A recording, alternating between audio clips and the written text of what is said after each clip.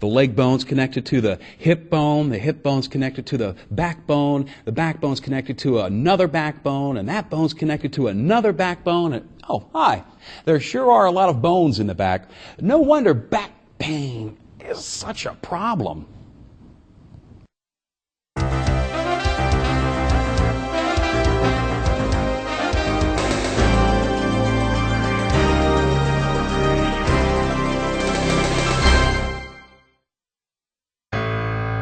The back is a complicated arrangement of bones, ligaments, muscles, tendons, and nerves.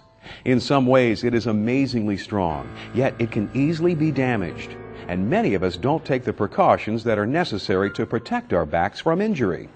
Which is why more than 80% of both on and off-the-job injuries involve the back or neck. But back problems are not inevitable. You can prevent back injuries if you understand how the back works.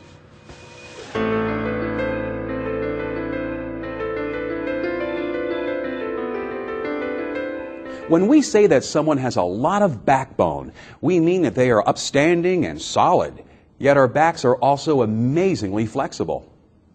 The foundation of your back, the spine, is rigid enough to support more than half of your body weight, but it also has enough flexibility for you to bend down and touch your toes.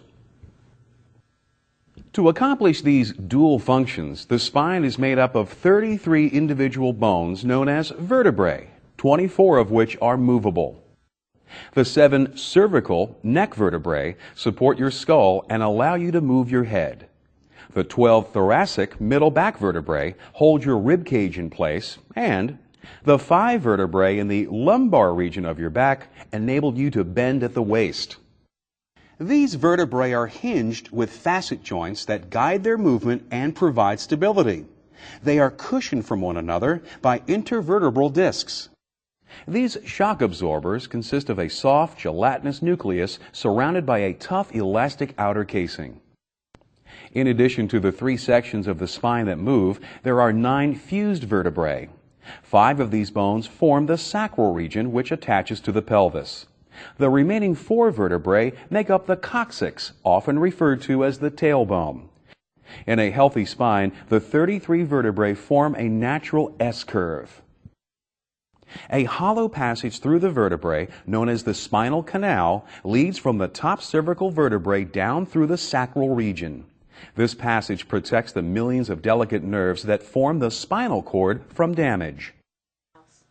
Since the spinal cord is the main information trunk to your brain, a back problem that involves even a few of these nerves could cause pain or numbness in other areas of your body. Severe damage to your spinal cord could result in paralysis or even death.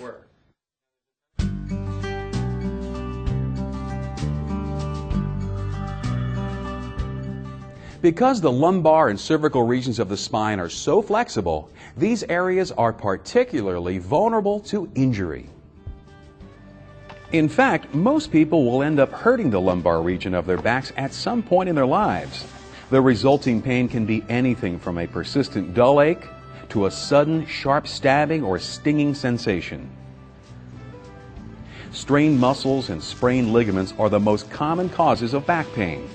With proper treatment, these injuries usually heal within a few weeks. Back pain like this, that lasts less than 3 months, is considered to be an acute condition. When back pain persists or frequently reoccurs, it is considered to be chronic. Chronic back pain may indicate that something is wrong with the spine itself. Ruptured or herniated discs are the most common type of spinal injury. Although sometimes referred to as a slip disc, intervertebral discs don't really pop out from between the vertebrae. What actually happens is that the outer elastic part of the disc ruptures and the gelatinous nucleus protrudes into the spinal canal, putting pressure on the spinal cord. This causes severe back pain, and since the spinal cord is directly involved, there is often numbness or pain in other parts of the body as well. Most disc ruptures occur to the lower 2 discs in the lumbar region. This is because they are subjected to more heavy lifting than any other discs in the spine. However, herniated discs can also occur in the cervical region. Often these injuries are due to whiplash. Whiplash is caused by any sudden jolt, such as a car accident, that violently throws the head backwards. Properly treated, herniated discs usually heal by themselves without the need for surgery, but it can take several years for a disc to fully heal.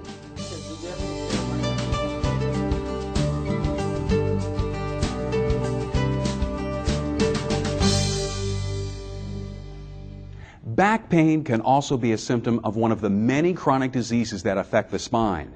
These include spinal stenosis, a condition where the spinal canal narrows and pushes on the spinal cord; osteoporosis, which causes loss of bone throughout the skeleton, including the spine; and arthritis, which is the most common disease to affect the back.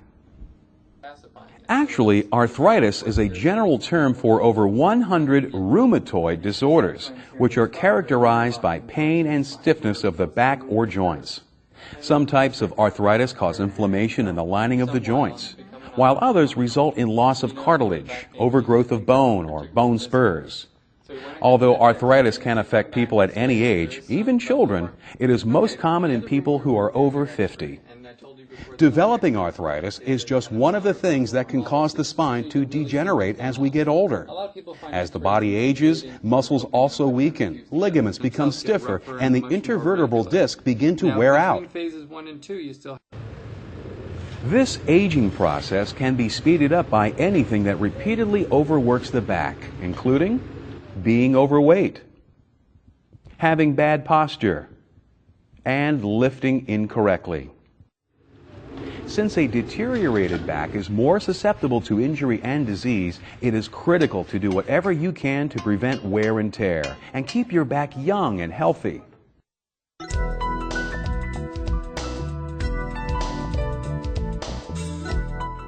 Sitting or standing still for long periods of time can be as harmful to your back as lifting heavy objects improperly.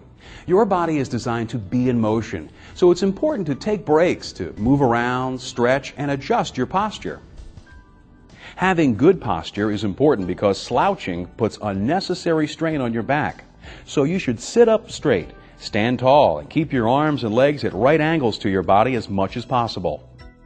These neutral positions distribute the weight of your head and upper body evenly down your spine, placing the least amount of stress on the vertebrae, discs, and muscles of your back. The key to achieving a good sitting posture is to adjust your chair to fit you. Your seat should be high enough so that your forearms are at a 90-degree angle to your upper arms and are level with your work surface. Your feet should rest flat on the floor with your thighs at a right angle to your lower legs. Don't dangle your legs. It puts a lot of stress on your lower back.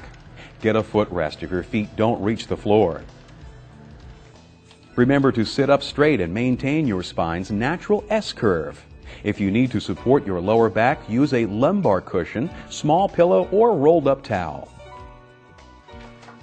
Overstretching is something else that can hurt your back, so keep tools and materials within easy reach, about 14 to 18 inches away. When you are standing, you need to make sure that you are not hunched over. Raise your work surface if necessary. If this isn't possible, use a sturdy box or other platform to bring your work up to a comfortable level. Standing can put a lot of strain on your lower back in particular. So prop one foot up on a short stool to keep the lumbar region of your spine in its natural curve. Remember, regardless of whether you are sitting or standing, don't let yourself get stuck in one position. Take a break and stretch occasionally.